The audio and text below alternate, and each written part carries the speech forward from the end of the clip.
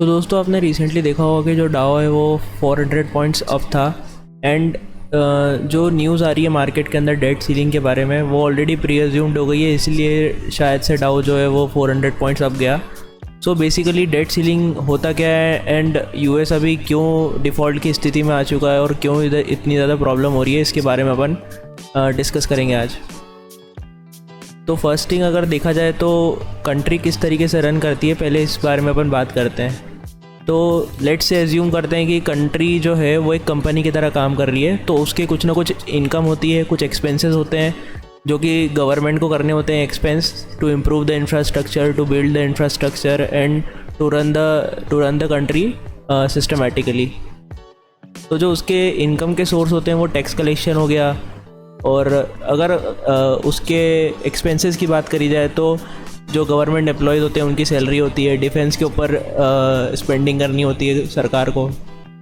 उसके बाद हेल्थ हो गया, एजुकेशन हो गया, बहुत सारी चीज़ें ऐसी होती है जिसके ऊपर गवर्नमेंट को इन्वेस्ट करना होता है। तो उसी तरीके से अगर देखा जाए तो जो यूएस गवर्नमेंट है वो आज के टाइम पे बहुत ज़्यादा डेफिसिट में चल रही है। मतलब वो यूएस फेड से लोन लेती है सरकार का खर्चा करने के लिए। तो यूएस फेड से भी पैसे लेना एक तरह से लोन के अंदर काउंट किया जाएगा, बिकॉज क्या होता है कि जो मोस्ट ऑफ द इकोनॉमीज होती है वो डेफिसिट में चलती है। दैट मीन्स कि उनकी जो इनकम होती है वो उनके एक्सपेंसेस जो होते हैं उससे काफ़ी ज़्यादा कम होती है। तो इसी फार्मूले को अगर अपन लगाएं तो यूएस के पास अभी जो है $30 ट्रिलियन के आसपास का जो डेट है वो पड़ा हुआ है, जो कि उसने यूएस फेड से लोन लेके खड़ा करा है ना। अगर देखा जाए कि यूएस गवर्नमेंट जो है उसका इतना ज़्यादा डेट कैसे पैदा हुआ है, तो जो उसका नॉर्मल डेफिसिट होता है, जो कि नॉर्मल जो अपनी स्कीम्स होती है या फिर इंफ्रास्ट्रक्चर प्रोजेक्ट्स होते हैं उनको रखने के लिए किया जाता है।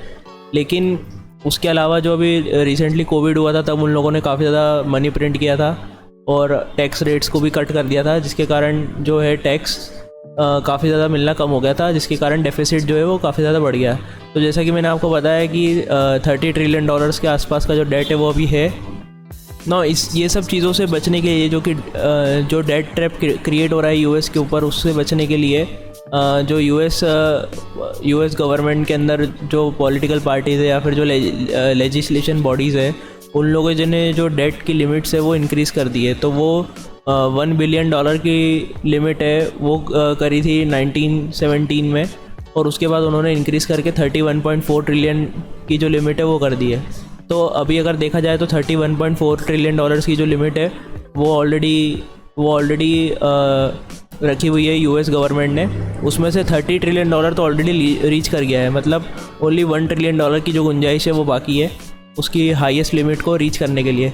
तो या तो इनका जो लेजिस्लेशन है वो चेंज करना पड़ेगा, अदरवाइज़ ये डिफ़ॉल्ट की स्थिति में भी आ सकते हैं, जो कि मोस्ट प्रोबेबली होगा नहीं, बिकॉज ये लोग इसको काफ़ी अच्छे से मैनेज करना जानते हैं। तो या तो ये लेजिस्लेशन के थ्रू इसको चेंज कर देंगे या फिर इसका कुछ ना कुछ सॉल्यूशन निकाल के इसको दबा देंगे यहाँ पे। सो अगर ये लेजिस्लेशन के थ्रू चेंज नहीं हो पाता है तो ऐसा माना जा रहा है कि जो नया डेट है वो ले नहीं सकती है यूएस गवर्नमेंट, उसको कोई भी डेट नहीं दिया जाएगा until they increase the debt limit. तो दोस्तों इसका काफ़ी ज़्यादा स्ट्रॉन्ग असर पड़ता है स्टॉक मार्केट पे अगर ऐसा कुछ होता तो। लेकिन सिंस डाउ जो है वो अपने हाईज बना रहा है और इसका कोई इम्पैक्ट हो नहीं पा रहा है स्टॉक मार्केट पे, तो ऐसा माना जा रहा है कि ये इसको किसी न किसी तरीके से सल्टा लेंगे और काफ़ी ज़्यादा आसानी से इस डेट ट्रैप के थ्रू ये निकल जाएंगे। यूएस जो है वो सबसे बड़ी इकोनॉमी है वर्ल्ड की, तो ऐसा पॉसिबल नहीं है कि वो डेट ट्रैप के अंदर फंसे और वहाँ से निकल नहीं पाए या फिर वो डिफ़ॉल्ट करने की स्थिति में आए। तो कुछ ना कुछ लूप होल निकाल के ये लोग उस चीज़ से बाहर आएंगे और ये भी चीज़ आगे बढ़ेगी। और अपना मार्केट अगर देखा जाए तो निफ्टी भी इसी चीज़ के लिए वेट कर रहा है कि वहाँ से अगर बाहर निकले और डाओ या फिर नैस्डैक जो है वो बढ़े, तो निफ्टी भी यहाँ से बढ़ने की काफ़ी ज़्यादा संभावना है। थैंक यू सो मच दोस्तों ये वीडियो देखने के लिए। अगर आपको स्टॉक मार्केट और फाइनेंस के बारे में सीखना है तो आप इस चैनल को सब्सक्राइब कर सकते हैं। साथ ही इस वीडियो को लाइक करिए और अपने दोस्तों के साथ शेयर करिए, ताकि वो भी सीख सके स्टॉक मार्केट से पैसा किस तरीके से कमाया जाता है और मैक्रो इकोनॉमिक्स को देख के आप कैसे अंदाज़ा लगा सकते हैं कि स्टॉक मार्केट में क्या करना है।